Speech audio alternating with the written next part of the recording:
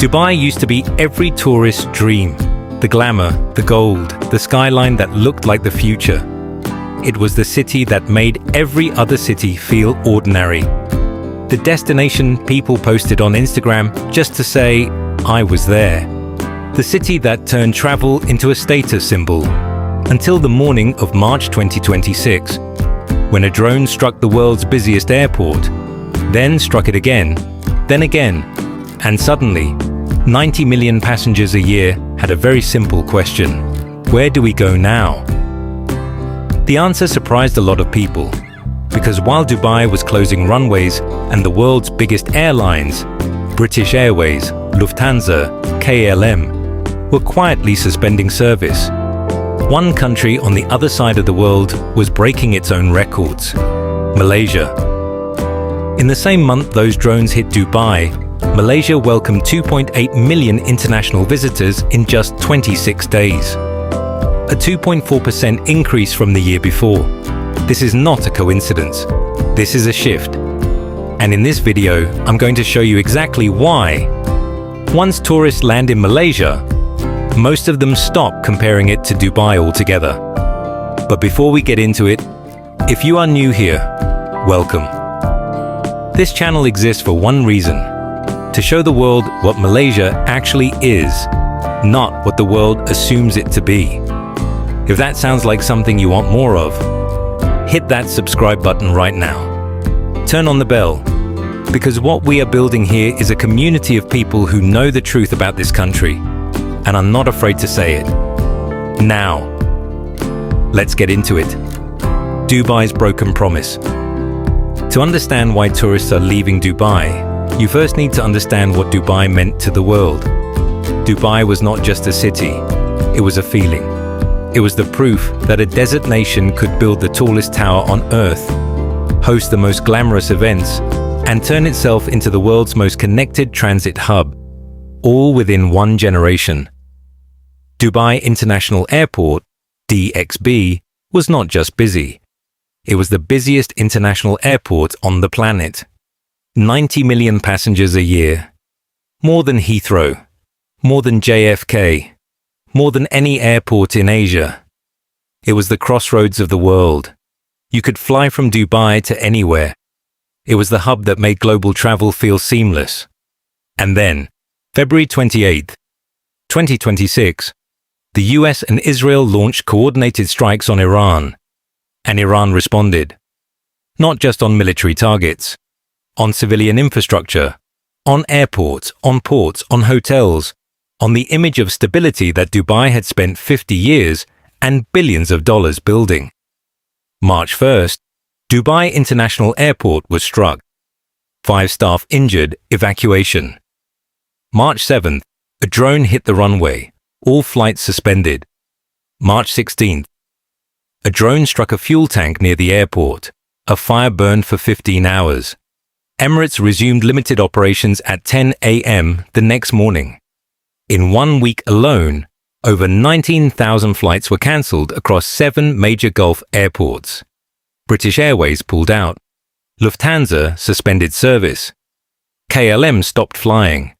Cathay Pacific, Finnair, Virgin Atlantic, all gone through late March.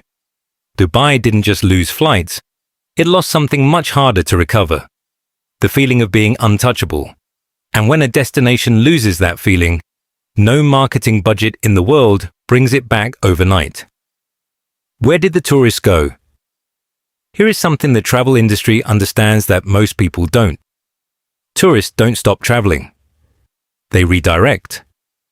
When a destination becomes unsafe, or even just feels unsafe, the demand doesn't disappear.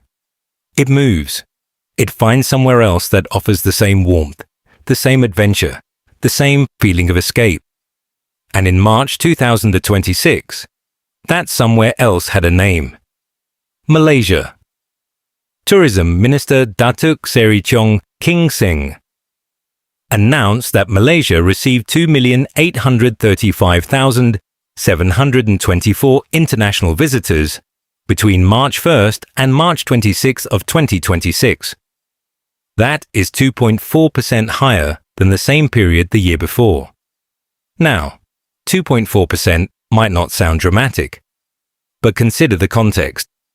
This was happening at the exact moment the Gulf was in crisis. At the exact moment travelers across Europe, Asia, and the Americas were cancelling Middle East itineraries and searching for alternatives. And Malaysia was already there, ready, with a runway that had never been touched by a drone, with a city that had never issued a travel advisory, with a country that, quietly, without announcing it, had been preparing for exactly this moment. Visit Malaysia Year 2026, a target of 47 to 50 million international visitors. That target was set before the Dubai crisis, before the Gulf War, before 19,000 flights were cancelled in a week. Now imagine what it looks like after. What Malaysia offers that Dubai never could. Number one, the luxury, at a price that still makes sense. Dubai sells luxury. Malaysia delivers it and then hands you the change. A rooftop infinity pool overlooking the Petronas Towers. A hotel suite in KLCC that costs a fraction of what you pay for the same view in the Burj district. A fine dining experience, genuinely world-class, that doesn't require you to take out a second mortgage to afford dessert. Kuala Lumpur is the city that makes luxury accessible. Not cheaper luxury, real luxury, just priced for human beings instead of hedge funds. Number two, the food. And I need you to understand, there is no comparison here. Dubai has international restaurants. Malaysia has a food culture. There is a difference. A massive, life-changing, come back 3 times a year difference. Nasi lemak at 6 a.m. at a mamak stall, where the uncle has been making the same sambal for 30 years. Char kway teow in Penang that food critics fly in from Tokyo to eat.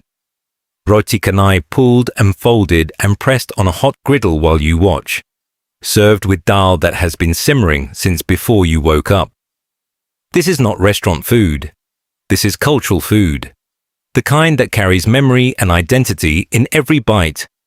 Dubai imports its cuisine. Malaysia grew its own. Number 3. The geography that no money can manufacture. Dubai built an island in the shape of a palm tree. It's impressive. It's artificial.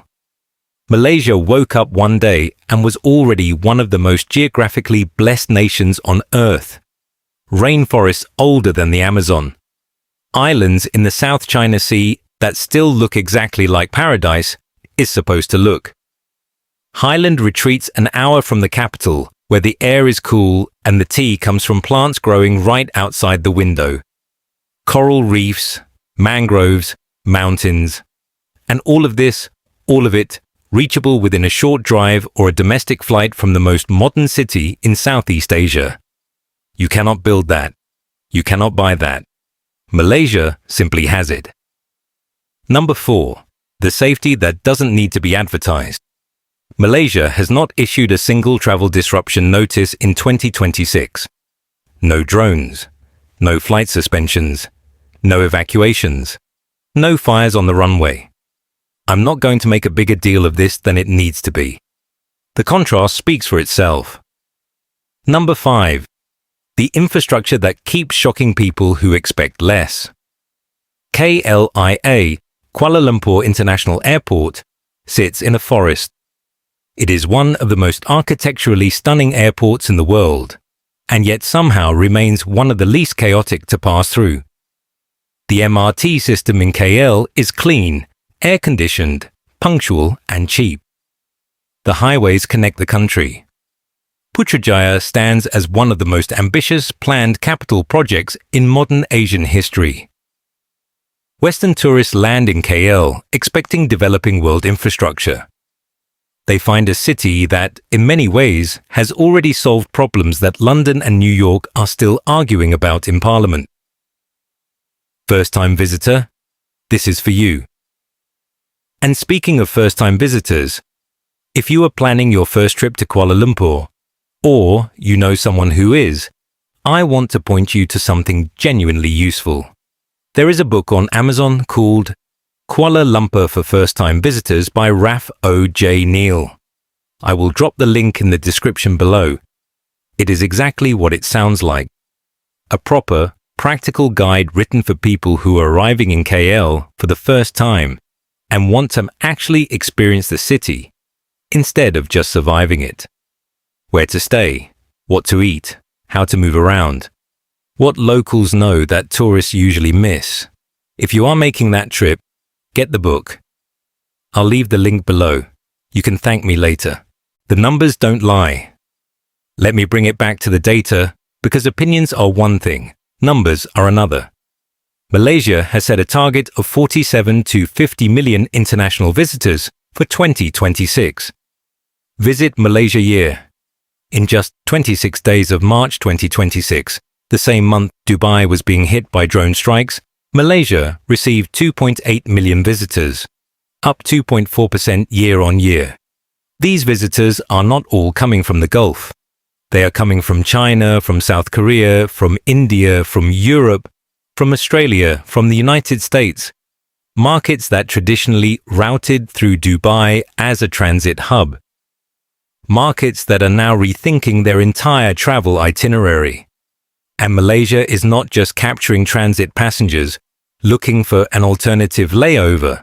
It is capturing hearts, the kind of tourists who arrive for a week and start researching how to move there permanently. Malaysia isn't trying to replace Dubai. It doesn't need to. The tourists are already making that decision on their own. The bigger picture. Here is what I want you to take away from this video. Beyond the crisis, beyond the numbers, beyond the comparison, the world is rebalancing. For decades, the Gulf represented aspiration. It was where money went, where ambition landed, where the future was being built in the desert with oil money and foreign labor and sheer will. But the world does not stand still. Conflicts reshape geography. Crises rewrite reputations. And travelers, who are ultimately just human beings looking for beauty, safety, connection, and food that makes them feel alive. They adapt faster than governments, faster than airlines, faster than tourism boards. Southeast Asia is rising. Not as a consolation prize for people who can't get into Dubai, as a genuine first choice, as the region that offers more culture, more nature, more food, more warmth, and more humanity per dollar spent than anywhere else on Earth. And within Southeast Asia, Malaysia sits at the center of all of it. Multicultural in a way that is rare and precious, English-speaking enough for any traveler to navigate, modern enough to never feel inconvenient, affordable enough to stay longer than planned. For years, Malaysia was the world's best-kept secret. 2026 might be the year the secret finally gets out. If you are Malaysian and you're watching this, I want to say something directly to you. The country you grew up in, the food you miss when you're abroad, the streets you know by heart, the warmth of this place that is almost impossible to explain to someone who has never felt it. The world is finally catching up to what you already knew. This is your moment. Not to be arrogant about it, not to make it a competition, but to be proud. Genuinely, deeply proud. Because Malaysia didn't chase the world's attention. It didn't build the tallest tower or host the most expensive race or market itself with $1 billion budget. It just kept being Malaysia. And eventually, the world ran out of excuses to ignore it. If this video made you feel something, share it. Send it to someone who has never thought about visiting Malaysia. Drop it in a travel group. Post it somewhere. Because the best thing you can do for a country that has always deserved more recognition is make sure the people around you finally see it. And if you are new to this channel, subscribe right now, because we're just getting started.